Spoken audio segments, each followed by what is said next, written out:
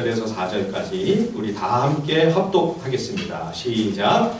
그러므로 우리가 믿음으로 의롭다 하심을 받았으니 우리 주 예수 그리스도로 말미암아 하나님과 화평을 누리자. 또한 그로 말미암아 우리가 믿음으로 서 있는 이 은혜에 들어감을 얻었으며 하나님의 영광을 바라고 즐거워하느니라. 다만 이뿐 아니라 우리가 환난 중에도 즐거워하나니 이는 환난은 인내를, 인내는 연단을, 연단은 소망을 이루는 줄 알미로다. 아멘. 예, 이 말씀을 가지고 은혜 그리고 연단이라는 제목으로 우리 정진보 목사님 나오셔서 말씀 주실 때 하나님께서 큰 은혜 주실 줄 믿습니다. 한번 우리 따뜻한 박수로 찬양하시겠습니다.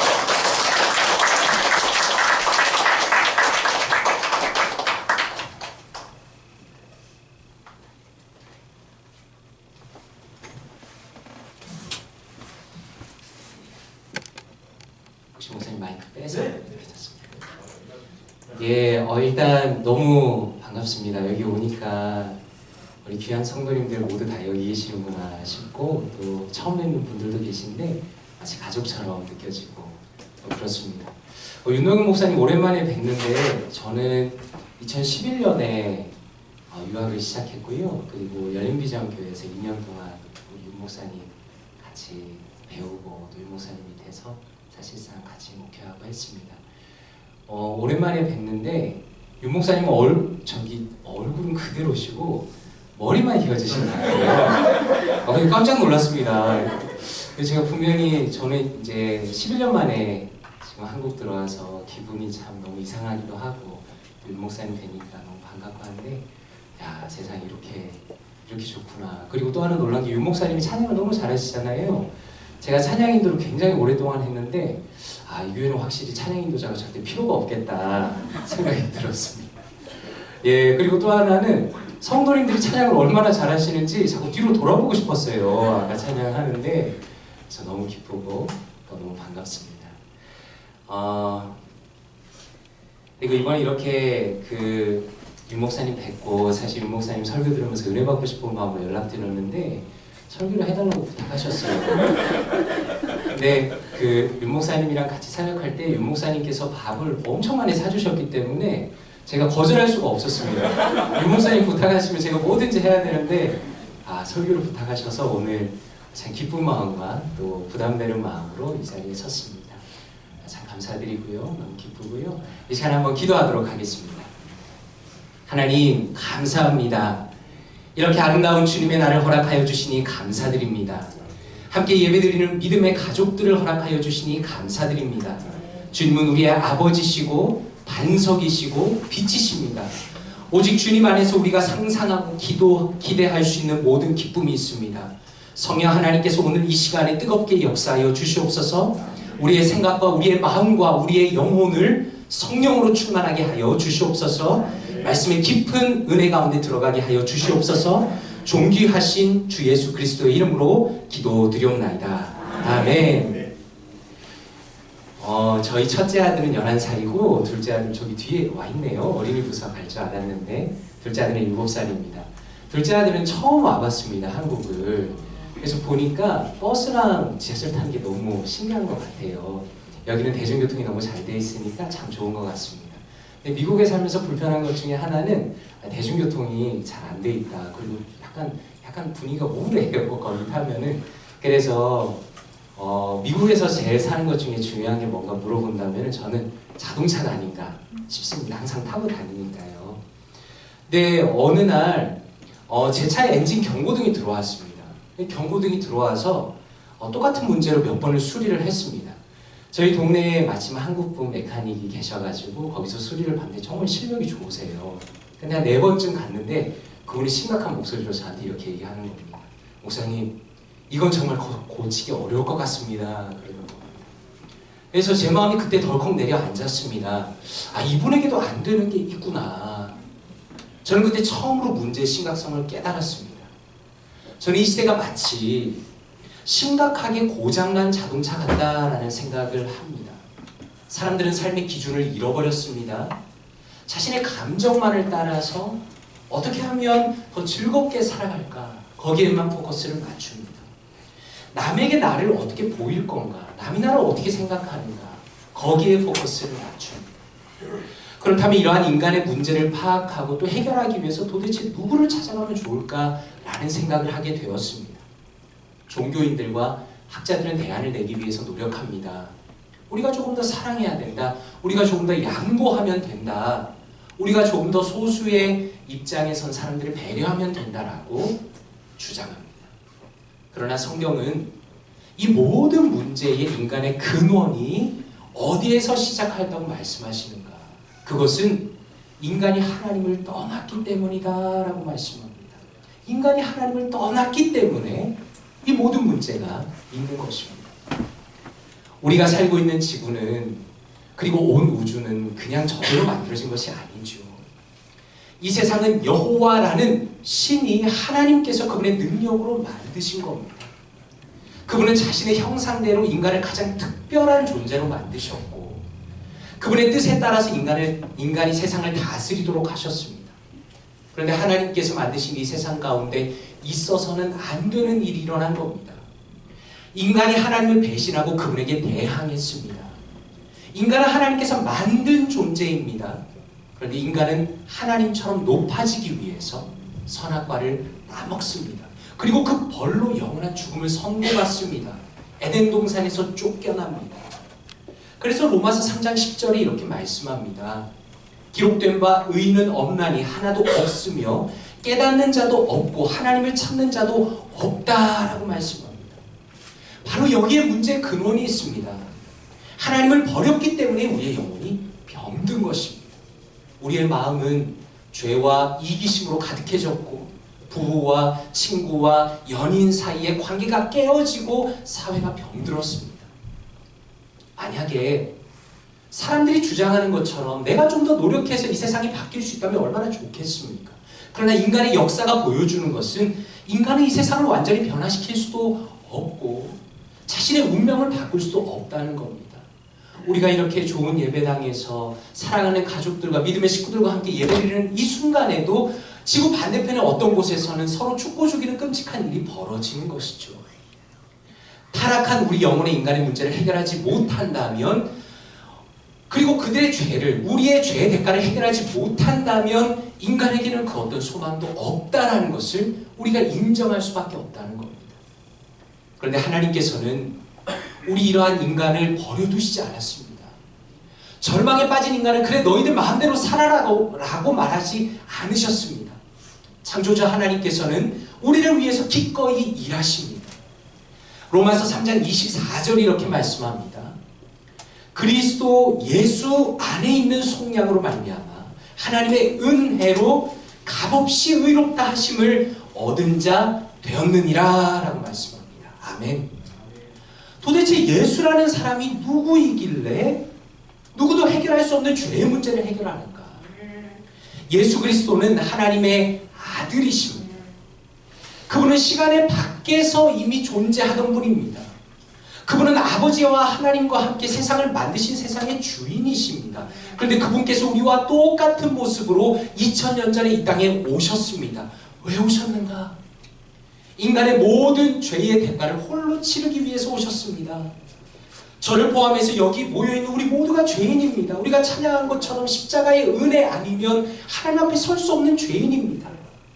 그런데 예수님께서 우리 같은 죄인을 대신해서 이 땅에 오시고 우리를 대신해서 죽임을 당하셨습니다. 당사자인 우리가 하나님 앞에 순종해야 합니다. 당사자인 우리가 우리의 죄 대가를 치러야 합니다. 그런데 예수님께서 우리를 대신해서 십자가에서 순종하셨고 우리를 대신해서 자신의 생명을 십자가에서 기꺼이 버리셨습니다. 이것이 바로 복음입니다. 예수님께서 자신을 우리를 위해서 하신 그분의 그 기쁜 소식이 바로 복음인 것입니다. 그러면 이 복음이 우리랑 무슨 상관이 있는가? 로마서 4장 5절에 이렇게 말씀합니다. 이를 아니할지라도 경건하지 아니한 자를 의롭다 하시는 이를 믿는 자에게는 그의 믿음을 의로 여기시나니 라고 말씀합니다. 이 말씀에 성경에 중요한 원리가 나옵니다. 믿음이라는 것은 어떤 일을 실제로 하는 것과 내에 있는 것입니다. 성경에서 믿음이라는 것은 내가 행한 것이 없습니다. 그런데 나는 그저 두 손을 벌려 그것을 받는 것입니다. 로마서 4장 23절과 24절에 이렇게 말씀합니다. 그에게 의로 여겨졌다 기록된 것은 아브라함만 위한 것이 아니요 의로 여기심을 받을 우리도 위함이니 곧 예수 우리 주를 죽은 자 가운데서 살리신 이를 믿는 자니라 라고 말씀합니다. 아브라함과 우리의 관계가 여기에 등장합니다. 성도님들께서 혹시 이스라엘에 가보신 적 있는지 모르겠습니다. 아브라함과는 만나본 적도 없죠. 그런데 성경은 우리와 아브라함을 연결시킵니다. 왜냐하면 아브라함이라는 사람은 착한 사람이어서 하나님께 인정받은 것이 아니라 하나님을 믿어서 의롭다 하심을 얻은 것처럼 우리도 믿음으로 의롭게 된다라는 것입니다. 나의 노력이나 나의 도덕적인 어떤 행함으로 인정받는 것이 아니라 우리도 예수 그리스도의 죽으심과 그분의 용서와 그분의 부활하심을 믿고 나를 향한 그분의 은혜와 사랑과 그 희생을 믿음으로 하나님이 인정하시는 의로운 사람이 된다라고 성경은 선포하십니다.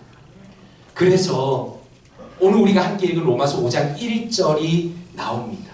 그러므로 우리가 믿음으로 의롭다 하심을 받았으니 우리 주 예수 그리스도로 말미암아 하나님과 화평을 누리자라고 말씀합니다. 방금 앞에서 말씀드린 모든 것이 그러므로에 연결되어 있습니다. 우리가 지금 누구인가를 알려줍니다. 지금 우리는 하나님과 어떤 관계에 있습니까? 믿음으로 의롭다 하심을 받았다는 것은 내가 단순히 이제 지옥에 안 간다라는 그런 차원의 이야기가 아닙니다. 하나님은 더 이상 우리를 미워하시지 않는다라는 겁니다. 하나님은 한순간도 쉬지 않고 우리를 사랑하신다라는 겁니다.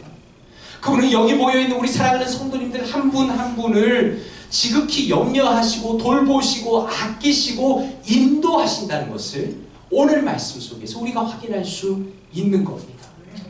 그래서 오늘 말씀의 첫 번째 적용은 절대적인 은혜를 기억하고 누리라입니다. 절대적인 은혜를 기억하고 누리라입니다. 혹시 성도님들께서는 방탄소년단 BTS에 대해서 들어보실지 모르겠습니다. 미국에 계신 성도님들은 잘 못 들어본 분들도 계신데 아마 한국에 계신 분들은 다 아실 겁니다.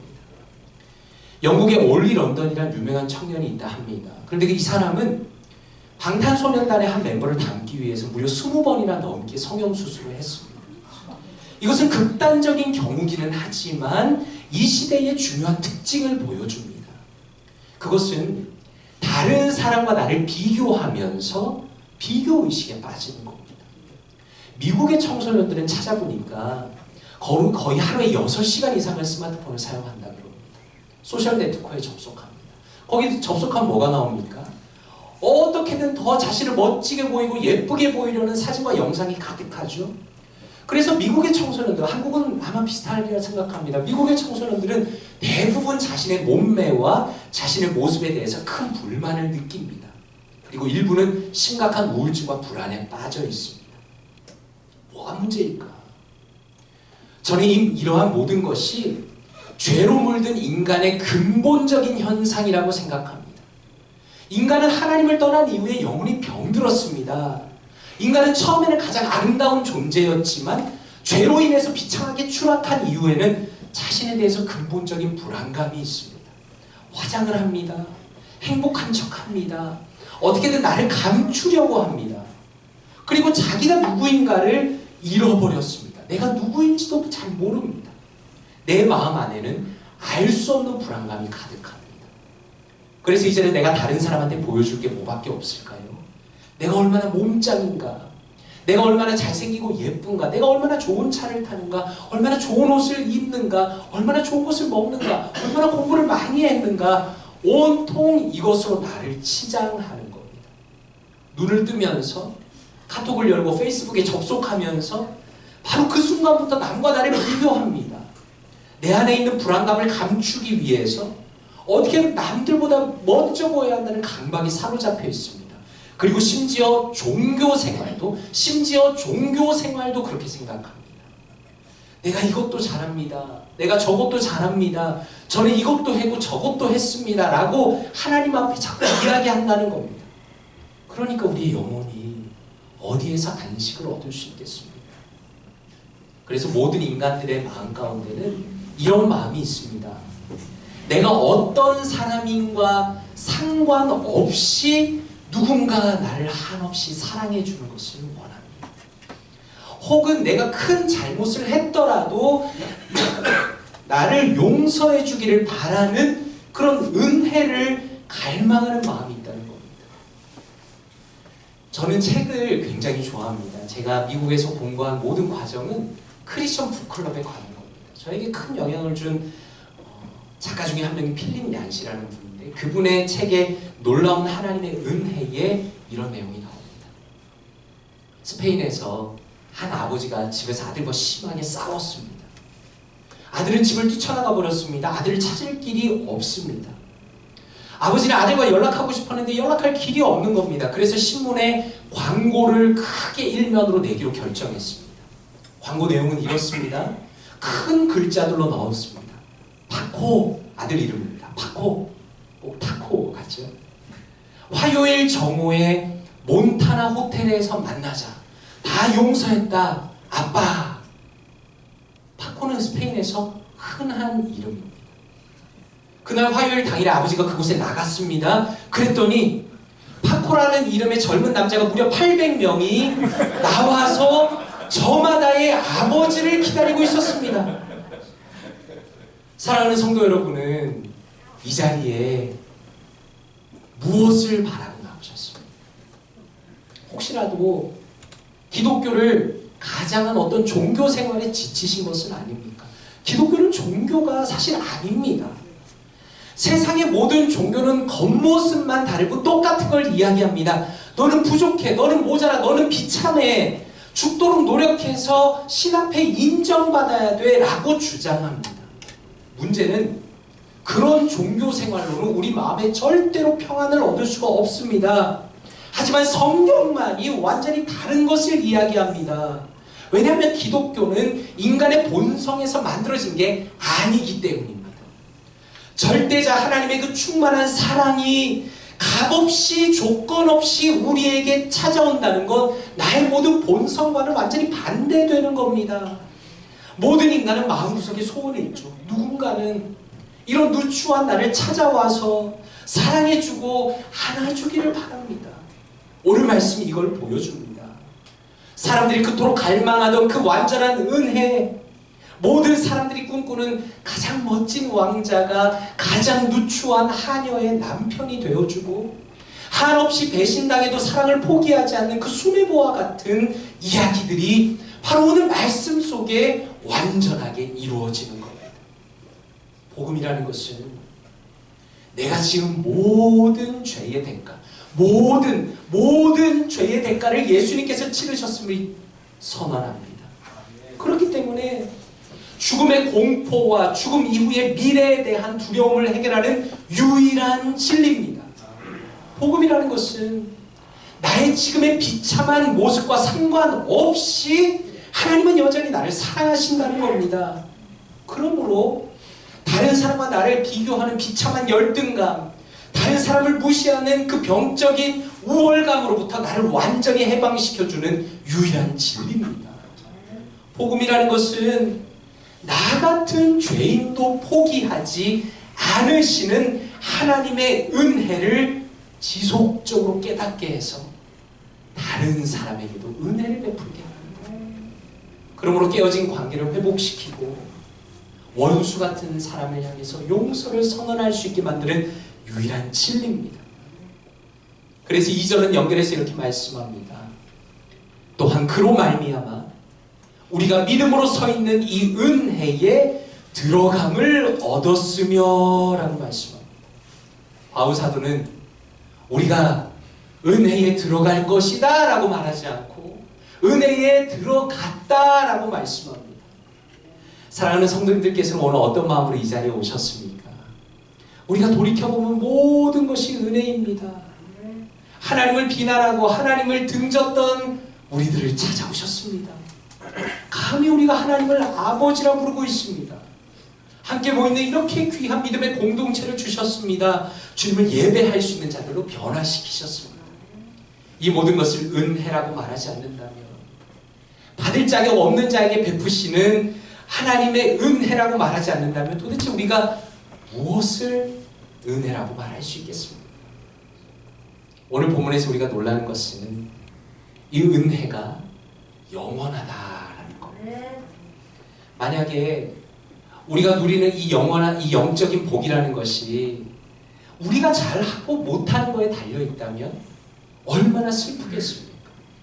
그런데 바울사는 오늘 이 영적인 복이 예수님 때문에 영원히 우리에게 주어졌다라고 말씀합니다.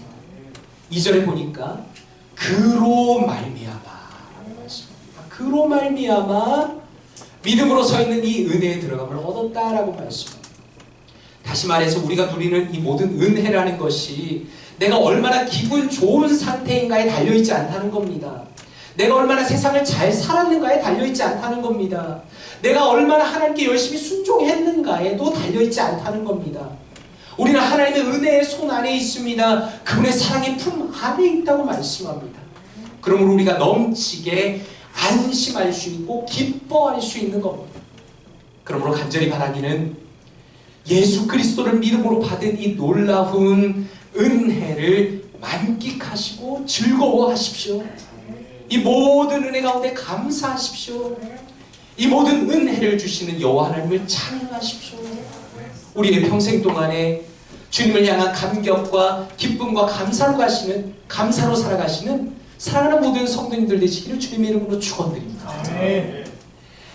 이렇게 놀라운 우리의 정체성과 감격을 보여주신 다음에 5장 3절에 보니까 이렇게 말씀합니다. 다만 이뿐 아니라 우리가 환난 중에도 즐거워하나니 이는 환난은 인내를, 인내는 연단을, 연단은 소망을 이루는 줄 알미로다 라고 말씀합니다. 자, 여기에 우리가 기대하지 못하던 게 갑자기 등장합니다. 환난입니다. 로마서 2장 9절에 보니까 이렇게 말씀합니다. 악을 행하는 각 사람의 영에는 환난과 곤고가 있으니 라고 말씀합니다. 그리고 오늘 말씀에도 동일하게 환난이 등장합니다. 이 환난은 인간이 경험하는 모든 어려움을 다 포함하는 거죠. 중요한 것은 예수님을 믿는 사람에게도 환난이 일어난다는 겁니다. 믿는 자와 믿지 않는 자 모두에게 겉보기에는 동일한 어려움이 찾아옵니다. 그런데 정말로 성경이 말씀하고 싶은 것은 무엇인가? 환난의 목적이 다르다는 겁니다. 악인들에게는 어떻습니까? 그건 마땅한 결과입니다. 그들이 당해야 합니다. 죄의 대가입니다. 그런데 성도에게는 어떻습니까?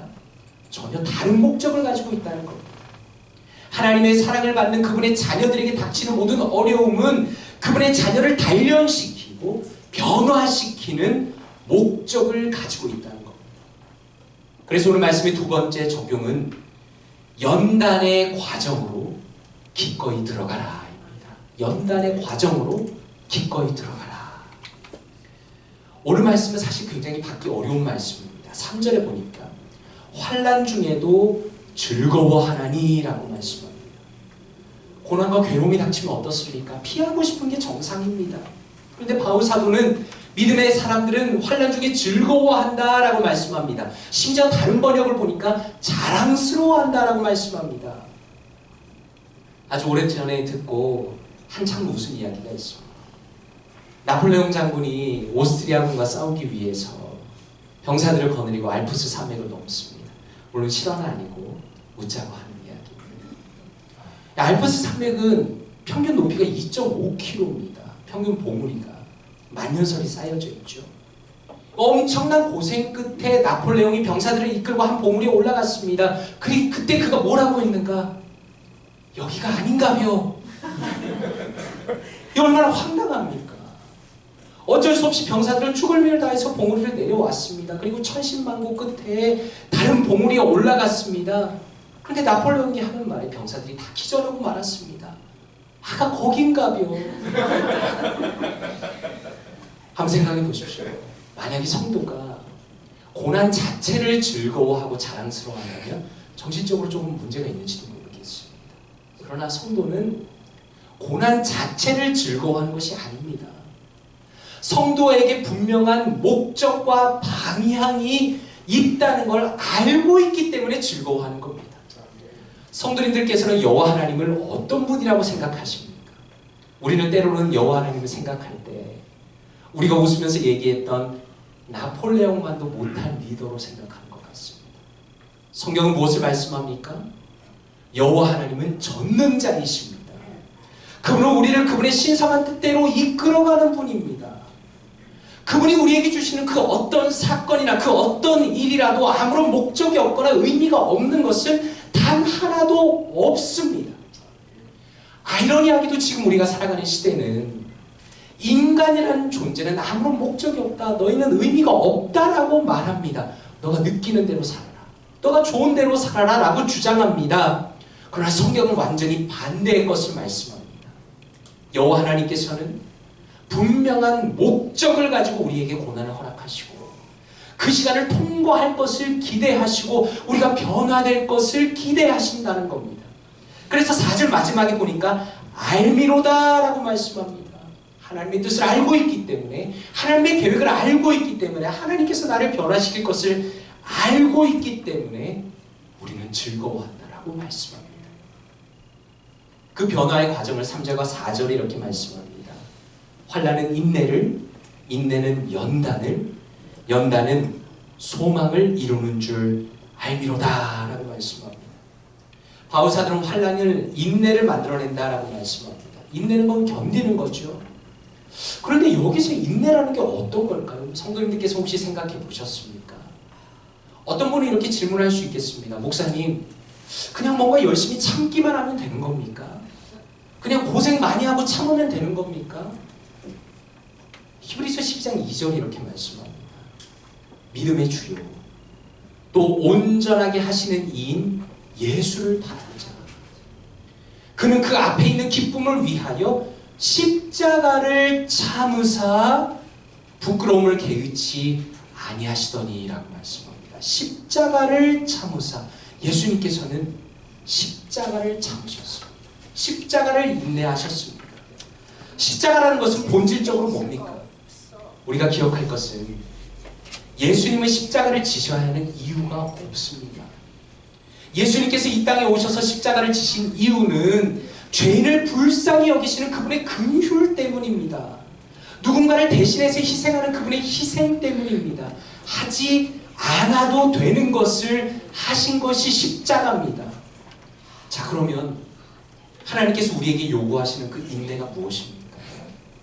하나님께서 우리를 밀어 넣으시는 그 인내가 무엇입니까? 희생과 은혜를 베푸는 인내입니다.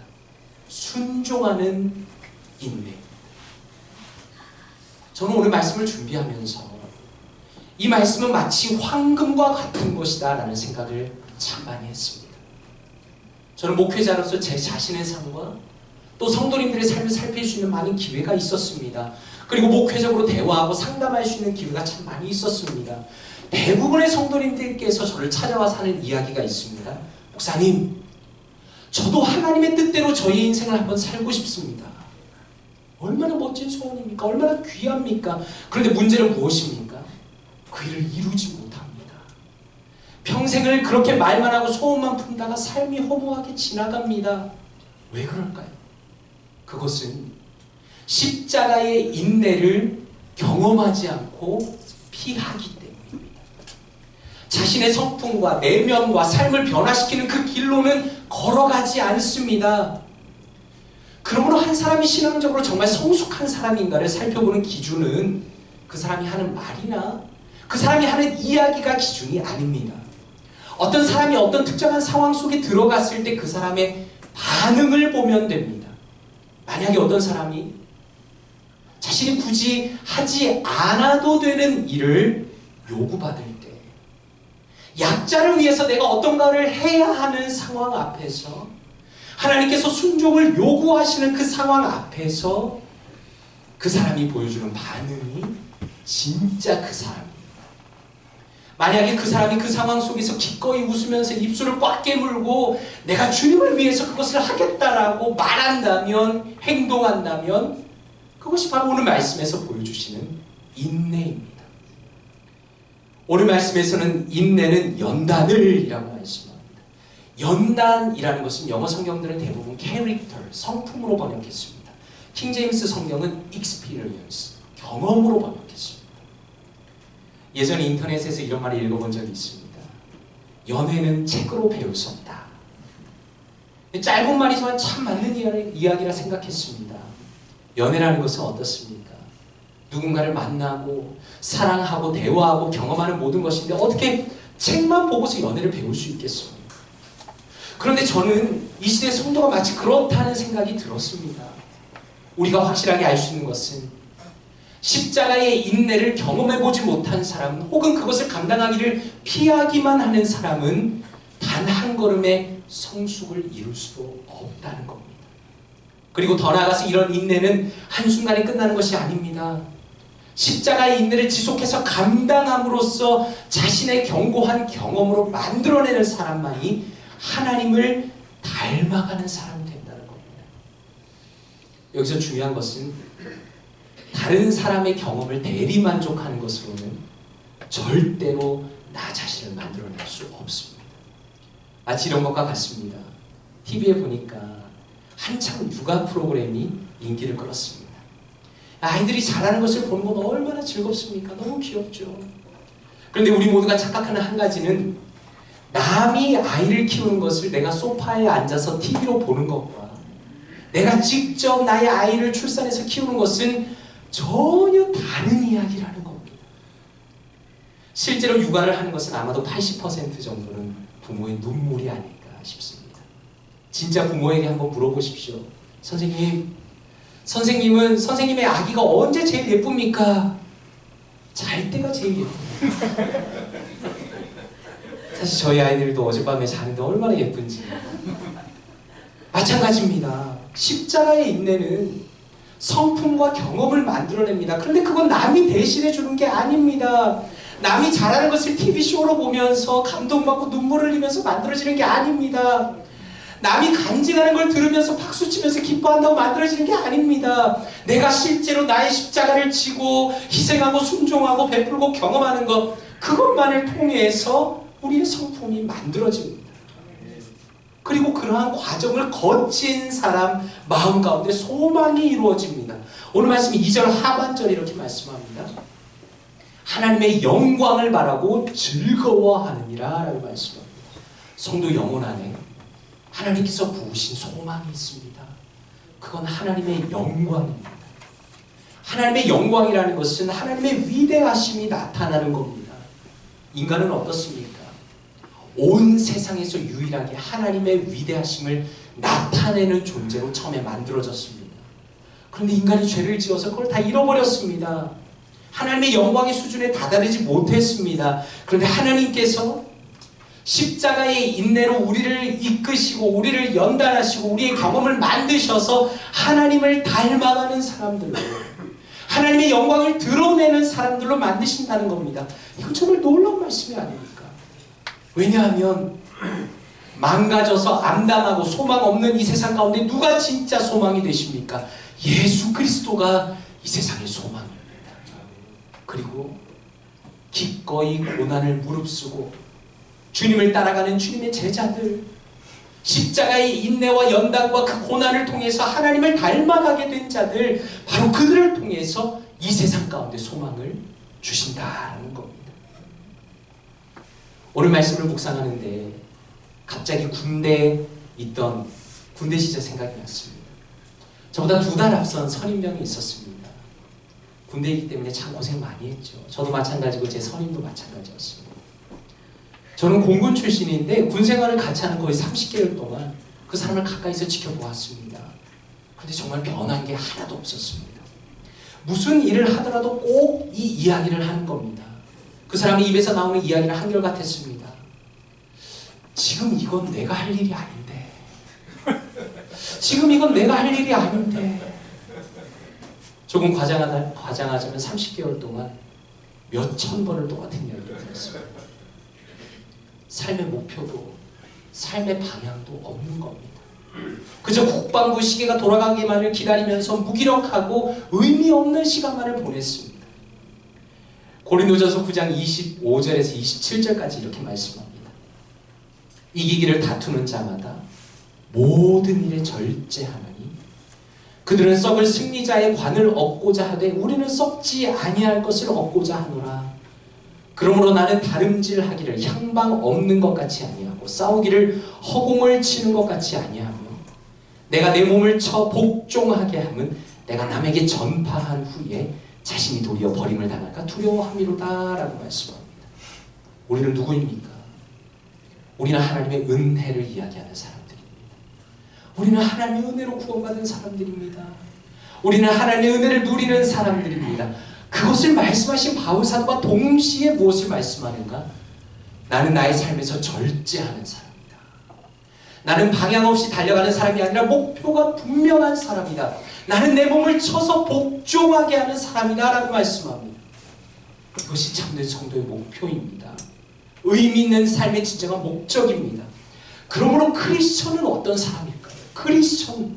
크리스천은 다른 사람을 향해서는 한없이 은혜로운 사람입니다. 자비로운 사람입니다. 하나님께 은혜를 구하는 사람입니다. 그리고 동시에 이 세상에서 그 어떤 운동선수나 그 어떤 자기개발서나 그 어떤 노력하는 사람 이상으로 자기 자신을 쳐서 굴복시키며 하나님 앞에 나아가는 사람입니다. 은혜를 누리는 사람은 기꺼이 자신의 삶 전부를 하나님 앞에 드리는 사람입니다. 연단의 과정으로 들어가기를 주저하지 않는 사람입니다. 그러므로 간절히 바라기는 이 자리에 계신 모든 성도님들은 여호와 하나님의 지혜와 놀라운 계획을 신뢰하시기 바랍니다. 주저하지 말고 십자가의 연단의 과정 속으로 기꺼이 들어가십시오. 하나님의 놀라운 계획 안에서 주님의 영광을 소유한 빛나고 아름다운 성도들로 살아가시길 바랍니다. 우리의 삶의 마지막 날까지 오직 주님을 기뻐하시며 또 주님을 위해서 살아가시는 사랑하는 모든 성도님들 다 되시기를 주님의 이름으로 축원드립니다. 함께 기도하겠습니다. 시간에 제가 기도하겠습니다. 아버지 하나님 은혜에 감사드립니다. 오직 그리스도의 십자가